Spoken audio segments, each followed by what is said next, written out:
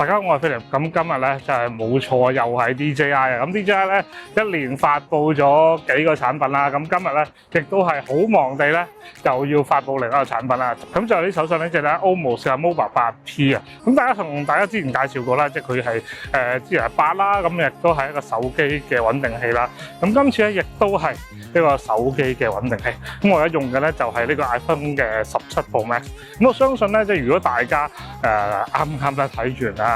Pocket 4嘅發布啦，亦都係大家都好興奮啊！有個 Pocket 4，咁但係有啲人咧就覺得我自己個電話拍片都唔錯啊，又想多個穩定器嘅話咧，其實咧一個手機穩定器咧都係可以嘅。咁所以今日同大家咧去睇下呢隻嘅手機穩定器。咁你見我而家行緊樓梯啊，行路啊，因為咧即係我知道用呢啲手機嘅穩定器一定係咧希望又想我收手機啦。亦都係可以用翻平時日常啦，或者係旅遊嘅時候咧一啲嘅效果。咁而家同大家啱啦，行緊樓梯啊，好彩都少少喘氣，唔係十分喘氣，係啦。咁大家可以睇翻個效果啦。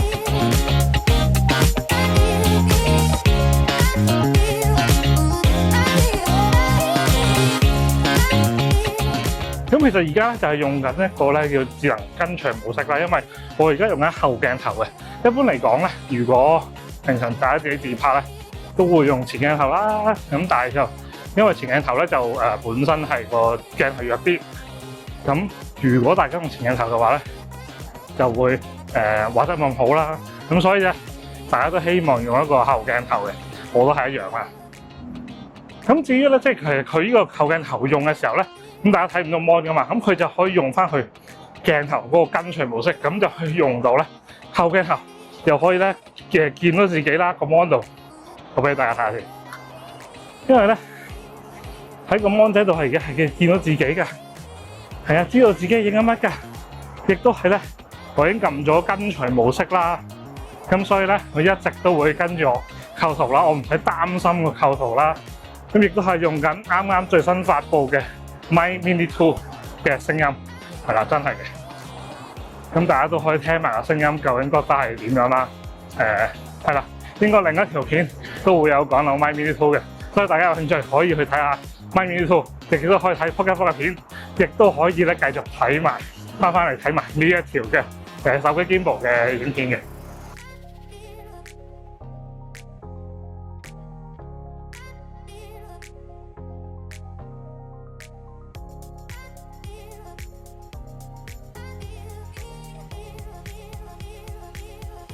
咁因為最近咧，即係 Pocket 4就我拍咗好多旅遊啦、日常嘅用嘅片啦，咁真係比較真係老實對唔住大家，比較少咧攞支 mobile 出嚟再拍其他 mobile 嘅 shot。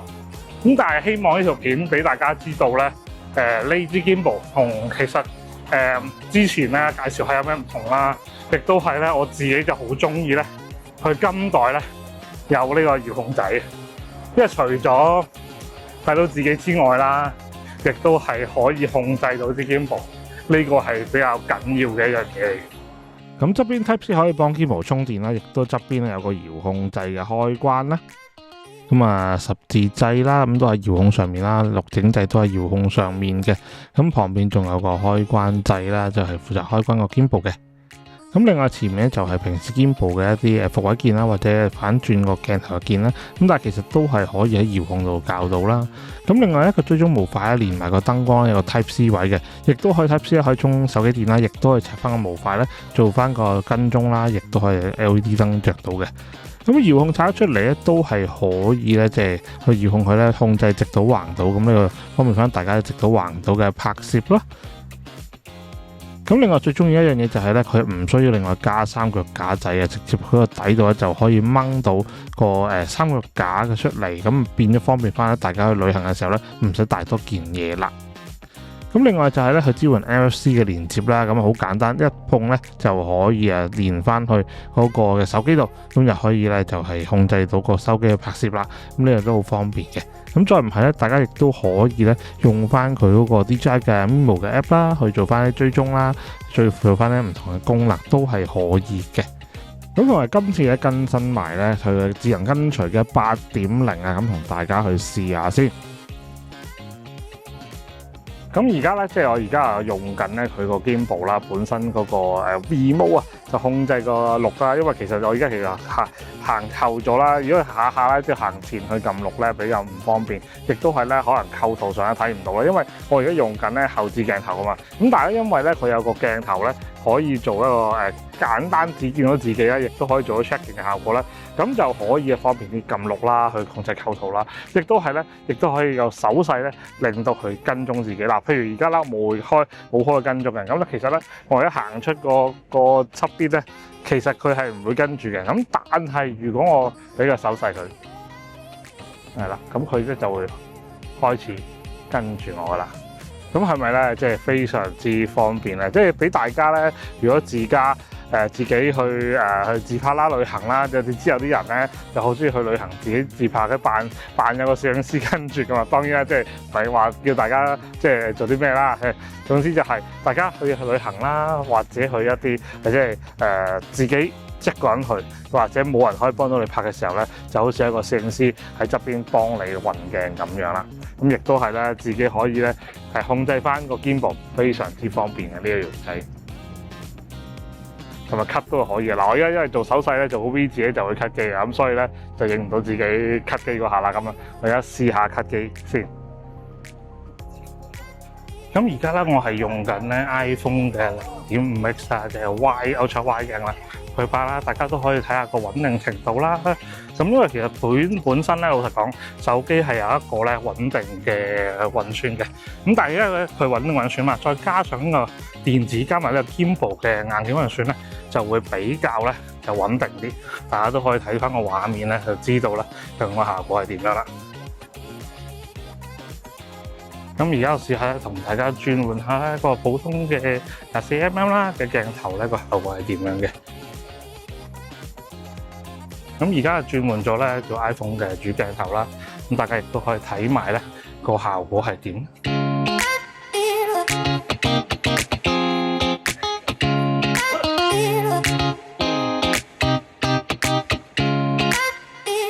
咁而家試下極限啲，咁樣用咧4倍嘅 zoom 啦，咁嚟做一個咧穩定嘅效果俾大家睇下嘅。咁大家可以睇到咧，即係個效果係點樣啦。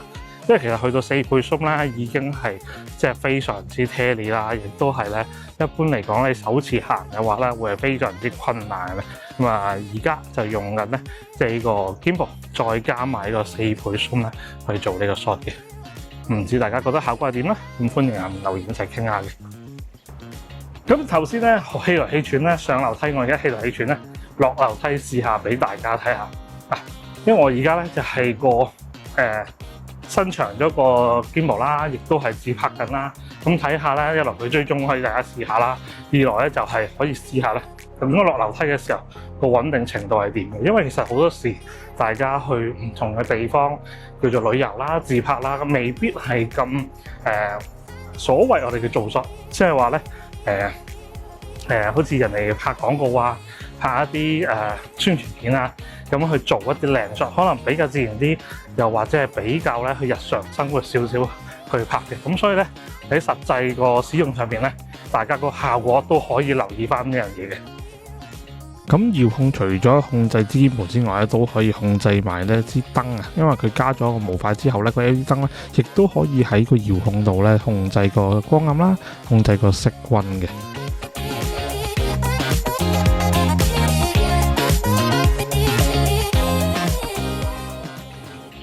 嗱，咁當然啦，即係除咗日頭啦，都要試下夜晚。當然而家咧就係我手持 iPhone 嘅一個即係狀態啦。大家見到即係公園，可能有街燈咧就會好啲嘅。咁但係如果去到一啲暗嘅地方咧，當然啦，即係大家個防震都可以睇下。已經係17 Pro Max 咁啊，應該就大約個標準啦，市場標準都唔會太差啦。咁而家就係個面透光啦，同埋個我手持之下拍片嗰個效果。咁即係再同大家換翻一個咧，即係用翻個 Gimbal 之後個效果，同埋着燈個效果俾大家睇下嘅。咁啊，一陣間大家就可以再睇下個效果比較之下啦。咁而家咧就個效果咧就係換翻 Gimbal 啦。咁大家咧可以睇到即係現場比較暗啲啦。咁如果我開燈係點樣咧？咁啊當然咧就有啲唔同啦。咁開盞燈俾大家望下先。嗱，而家就係開咗燈嘅效果啊，咁同頭先咧有啲唔同嘅。咁當然熄溫啦，就可以自己校啦。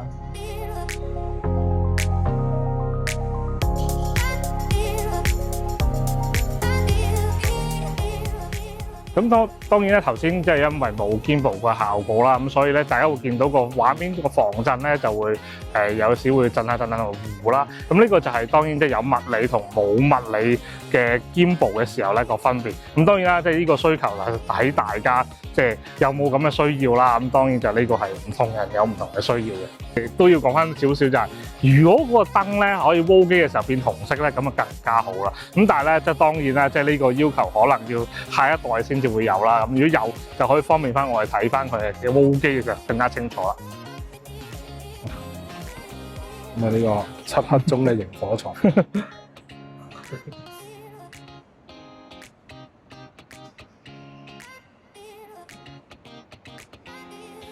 有陣。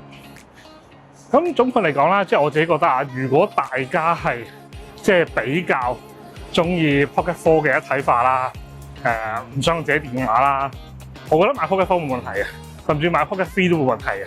咁但係如果你話你覺得你自己電話有特別嘅功能，譬如一啲vivo 啊、小米啊、或者係一啲其他品牌嘅有啲手機嘅拍片功能，你係用得着，你覺得啱用嘅。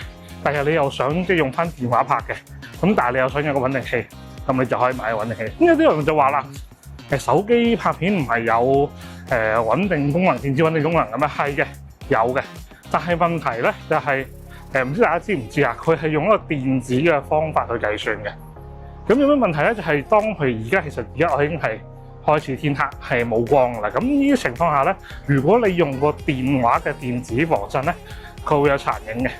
亦都係個效果唔理想嘅，係啦，我希望我自己唔接受啦，即係可能大家可能有唔同人有唔同嘅要求啦，即係我自己就係唔係太中意嘅，咁所以咧一個手機 Gimbal 可以用得比較好嘅話咧，我都會中意用手機 Gimbal 嘅，即係如果我用 iPhone 拍啊，或者我用電話拍啊，係啦就係咁。咁但係當然啦，即係如果大家去選擇嘅時候，衡量係究竟係買一個 Pocket 4啊、Pocket 3啊，定係手機 Gimbal 啊，定係 Action Cam 啊？咁其實真係好睇大家需要。咁當然啦，即係如果 DJI 嘅，梗係希望好啊，不如你全部買晒佢咪得啦。咁當然係都係嘅。好似我自己就算而家手機 Gimbal 啦、Action Cam 啦，而家 Action 6啫嘛。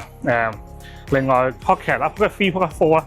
我都係冇買過嘅，我都係 keep 住喺而家用緊嘅，咁所以就係啦。雖然都係咁講，你可以買晒，但係當然就係按大家嘅需要去買啦、用啦，咁我覺得咁樣會好啲。